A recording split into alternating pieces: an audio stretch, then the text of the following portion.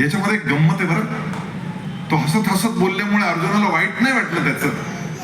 आपणही आपल्या मित्रांना मैत्रिणींना बोलताना हे तू काय भावाटच ना असं बोलतो हसता हसता, पण त्याचं वाईट नाही वाटून घेत मैत्रीण, कारण ते रुटीन आहे असं वाटतं.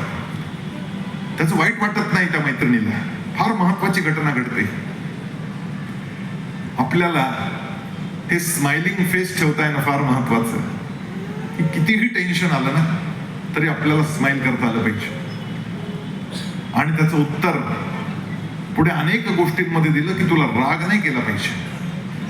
3ऱ्या अध्यायामध्ये त्यांना अर्जुनानं विचारलं माझे शत्रू कोण आहेत सांग, आणि कृष्णानं सांगितलं दुर्योधन दुःशासन तुझे शत्रू नाहीच आहेत. तुझे खरे शत्रू कोण असतील तर ते मी तुला सांगतो.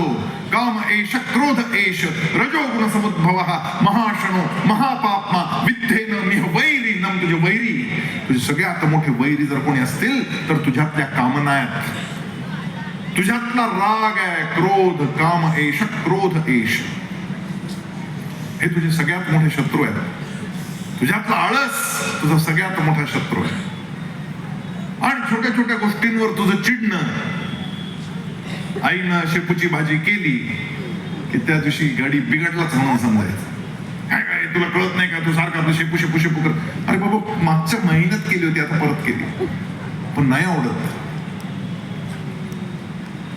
छोट्या छोट्या गोष्टींवर आमचा भडका उडतो आणि आम्ही आमचे रिमोट कंट्रोल जे आहेत ना ते इतरांच्या हाती देऊन ठेवलेत. एक दिवशी एक मुलगा माझ्याकडे आला 5वी 6वीतला आणि मला म्हणाला त्यांनी मला चिडवलं. तो थोडा जाड्या होता आणि त्याला सगळीच पोरं चिडवायची त्याला. तर तो रडायला लागला एक दिवशी. रडता रडता माझ्याकडे आला आणि मला म्हणाला त्यांनी मला चिडवलं. म्हटलं मग तू चिडला? हो म्हणाला. म्हटलं मग तो हरला आणि तो जिंकला. कारण चिडवणारा जो मुलगा असतो त्याचा उद्देशच हा असतो मुळात की हा चिडला पाहिजे. तुझ्या चिडण्यात त्याचा विजय होता आणि तुझ्या न चिडण्यात त्याचा पराजय आणि तुझा विजय होता. तू गडबड केलीस. तू म्हणे मग कसं काय करणार, तुम्हाला जाड्या म्हणाला. म्हटलं बोलू दे की त्याला, काय फरक पडला, तुला खड्डा पडला, तुला जखम झाली नाही ना. मग तू त्याला सांगायचं पुढच्या वेळेस मी खात्या पित्या घरचा आहे आणि स्माइलिंग फेस मध्ये सांगायचं, हसत हसत सांगायचं मी खात्या पित्या घरचा. तू चिडायचं नाही म्हणजे तो हरतो. आठवडाभर ट्रायल कर आणि पुढच्या आठवड्यात मला येऊन भेट. पुढच्या आठवड्यात ते पोरगं नाचत नाचत आलं माझ्याकडे आणि मला म्हणालं इट वर्क्स, जमतंय.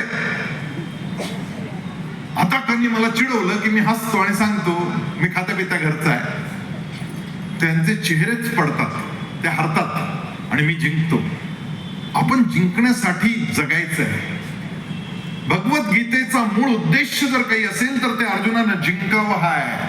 आणि जिंकायचं कसं हे भगवद्गीता सांगते. आणि म्हणून जानो गीता बनो विजेता हे सांगायला मी तुम्हाला आलोय की तुम्ही विजयी व्हायचं असेल तर हे मंत्र आहे.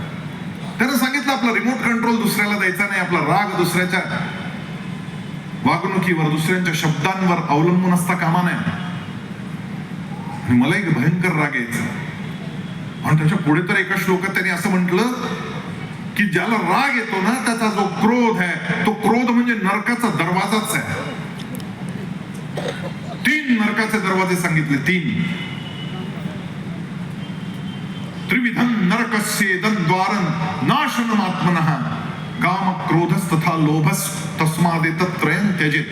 या 3 गोष्टींचा त्याग कर. कोणत्या 3 गोष्टी? कामना, क्रोध, लोभ.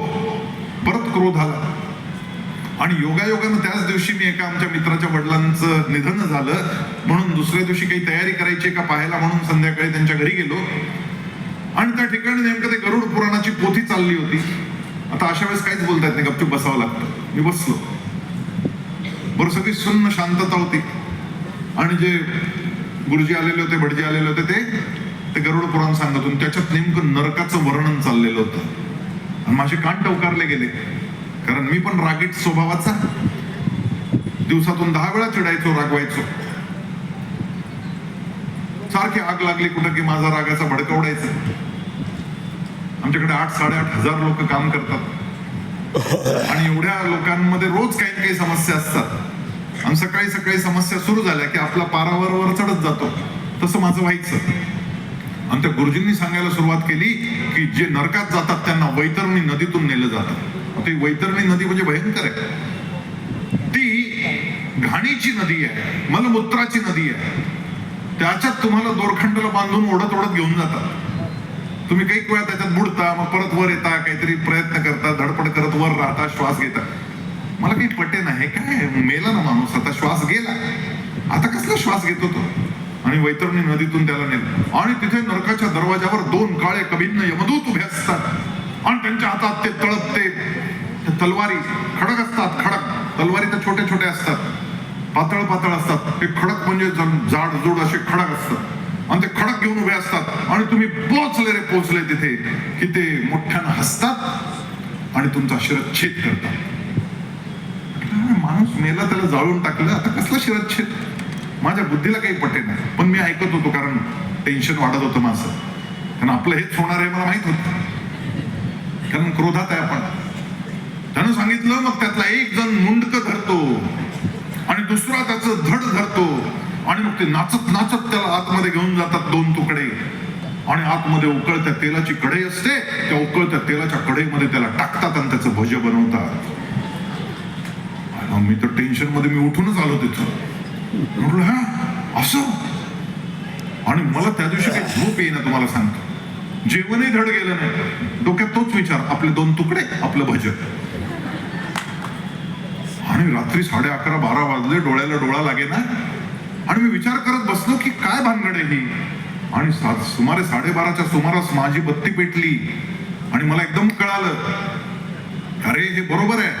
कारण ज्या वेळेस आपण रागात असतो ना, त्यावेळेस आपण डोक्यानं विचार करतच नाही, आपला विवेक हरपून जातो. आपण बुद्धीनं काही बोलत नाही, आपण मनातलं भडभडा बोलून जातो. म्हणजे डोक्याचा वापर करत नाही, म्हणजे आपलं डोकं त्यावेळेस काम करत नाही, आपला शिरच्छेद झालेला असतो.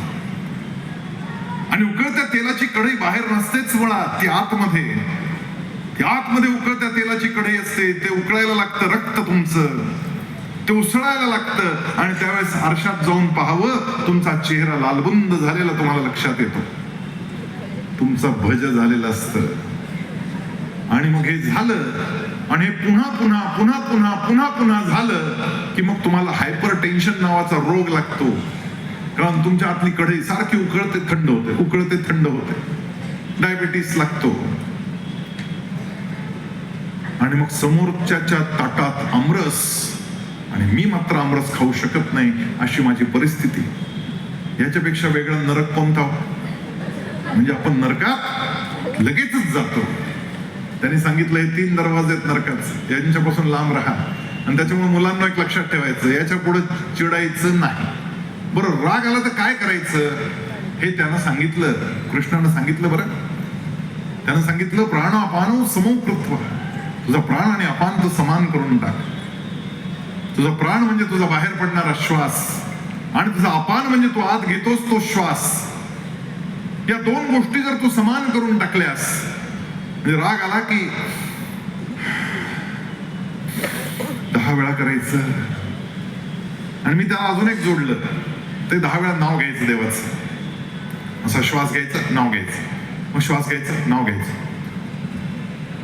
आणि रात्री आठवायचं, आज दिवसभरात किती वेळा भडका उडाला, किती वेळा मी चिडलो. आणि तितके गुणिले 10 वेळा. म्हणजे मी 10 वेळा चिडलो असेल तर मला 100 वेळा नाव घेतलं पाहिजे. तुम्हाला सांगतो, एका आठवड्यात एक घटना घडली.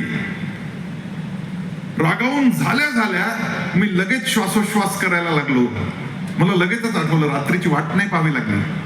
15 दिवसात रागवण्याच्या मध्येच मी जागा व्हायला लागलो आणि देवाचं नाव घ्यायला लागलो. आणि 3 आठवडे महिन्यामध्ये तर कंप्लीट राग बाहेर यायच्या आधीच आतमधलं नामस्मरण सुरू व्हायचं आणि श्वासोश्वास सुरू व्हायचे. Control and control. एका महिन्यात कंट्रोल येतो. प्रयोग करून पहा, एका महिन्यात कंट्रोल येतो. पण त्याच्यासाठी बसायचं कसं हे शिकलं पाहिजे. आणि ते कृष्णानं सांगितलं की हे सगळं करताना कसं बसायचंय. आणि हा प्रयोग जो आहे ना, हा